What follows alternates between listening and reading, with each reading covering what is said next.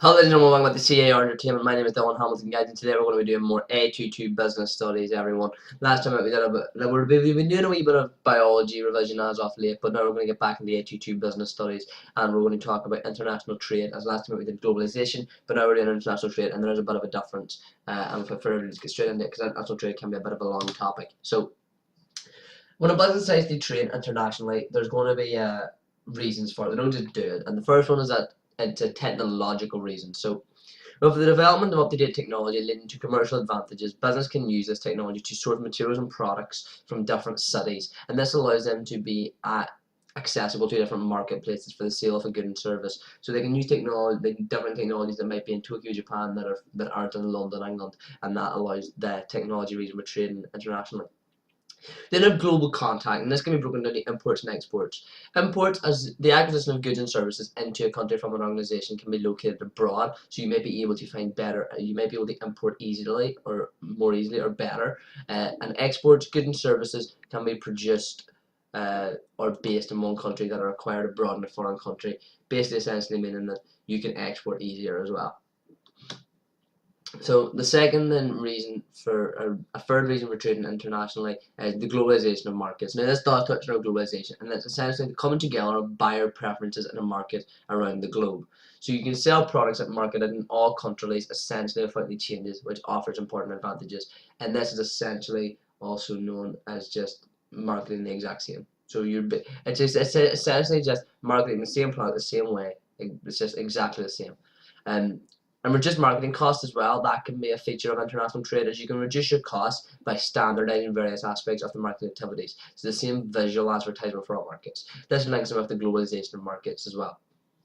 And then you also have the creation of new market opportunities. As the domestic market can be a small size, such if you were trading in a country such as maybe I don't know,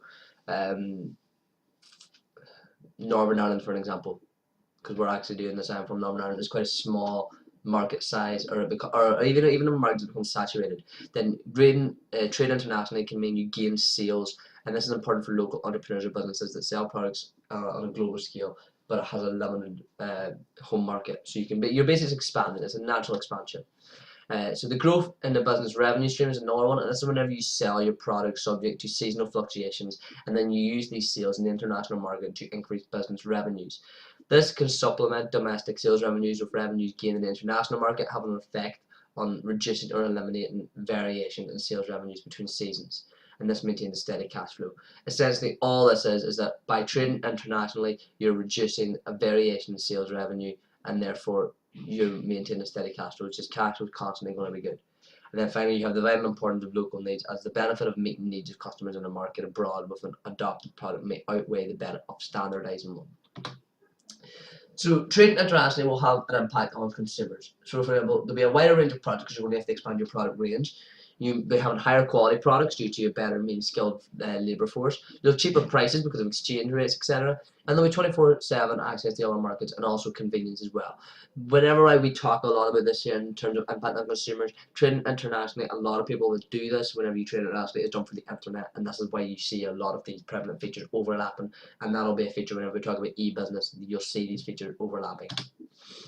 The impact on businesses is that there'll be greater profits. When the market's saturated in the home market, then further expansion is only possible in the global market, increasing your sales. New markets will emerge, and the company will wish to take advantage of these new markets. The reducing production costs for cheaper skilled labour, raw materials, and government incentives are also an impact and a positive. And the offer of opportunity to diversify and allow to spread the risks both across the product and national markets. So if you can diversify your business, then that's a good image as well. Higher profit margins for economies of scale, and dominating the brand name across global marketing, seeking additional status. So if you can operate in the same country with the same brand name, that's obviously going to boost the brand name, and therefore more people will buy your products. So when moving into a global market, you can expand your operations, and whenever you expand your operations into a global market, you'll be able to minimize your costs and maximize your profits to get the biggest profit margin you can. Then locate the manufacturing plant where labor costs will be low, so you can also maximize your profits, and sell in a market where prices are high. Obviously, that way then you're maximizing your profits. There's going to be an impact on the Northern Ireland economy. So for Northern Ireland business, that businesses will only trade internationally. This will provide employment, as trading globally will increase revenues and consequently increase the spending power, securing a greater number of jobs in the local community and economy.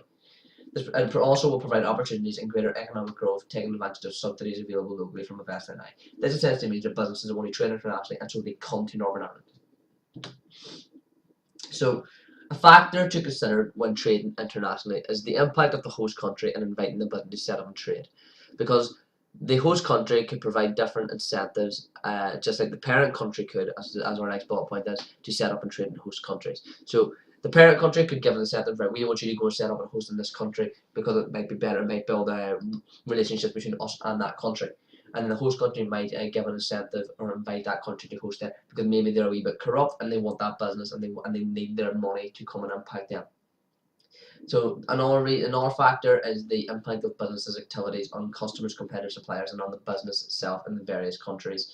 And finally, the effectiveness of the business's presence internationally. So, for example, it's wider than simply profit. The consumer's view in the home and host country needs to be considered as well. So, an MNC or a multinational corporation. What are the advantages of being a multinational corporation, such as like I don't know, I want to say Adidas and Nike, you know, they're more transnational corporations, but they can be classified as MNCs as well. So what is the actual advantage, though, of being an MNC? Well, you can offer better wages because you have that money, you have that huge amount of influence, so you can do that. You can create jobs because you have a lot of stores, you have a lot of factory, you have a lot of stuff to create, and technology transfer as well. You can transfer your technologies a lot easier, and you can get the new technologies a lot faster. And transfer pricing as well, which helps avoid taxes. So different strategies then. So when a business wants to go into an international market, they need to find out what strategy they're going to use. The first one is exporting directly to international customers. And this is whenever UK businesses take orders from international countries and then ships them to the consumer. So they're not actually in the country, they're just doing it online as of such. The advantages of this is that they use their existing systems, so they don't have to buy new stuff. The online promotion is cost effective. They can choose which orders to accept. The direct customer relationship will be established and they can choose the basis of the payment. But the disadvantage though is that it can be potentially bureaucratic. There's no direct physical contact with your consumer in the relationship that's been established, and there's a risk of non-payment also.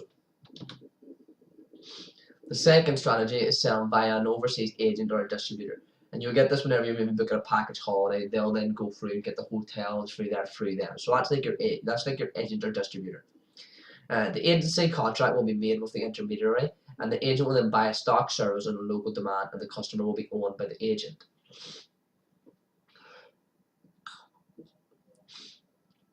The advantages of this strategy is that fewer transactions are needed to be handled, and it can be cost effective as commission is a variable cost. But it will mean that there's a loss of a profit margin, and it's harder to manage the quality of customer service with the agent keeping the customer relationship. And we have our third strategy, which is opening an operation overseas. And this is actually when you physically set up a business location, maybe for your brick and mortar store. The advantage of this is that you have local contact with customers and suppliers, you have direct control over the quality and customer service of your business, and it avoids tariff barriers. But the disadvantage though is that there's significant cost and investment of management time, and there's also a high risk strategy as well. And then finally, our final strategy is joint venture or buying a business overseas. And this is acquiring or investing in an existing business. So the advantages of this is that you have reduced risk as you're shared this venture overseas with a joint venture partner, so it's not just you, and you can buy into existing expertise and market presence as well. The disadvantage though is that the joint venture can often go wrong, and it can be difficult to exit this as well. The competitor response may also be strong, and therefore it could be tough to get that investment done. So there's risk factors you need to consider whenever expanding into an international market or even just using the strategy. And it's through legislation, your corporate image, financial incentives, the labour force that's going to be there, the globalization effect, environmental factors, and market opportunities. But that's going to be the end of our international trade video, guys. I've been Don Hamilton from C.A.R. Entertainment, and I'll see you next time.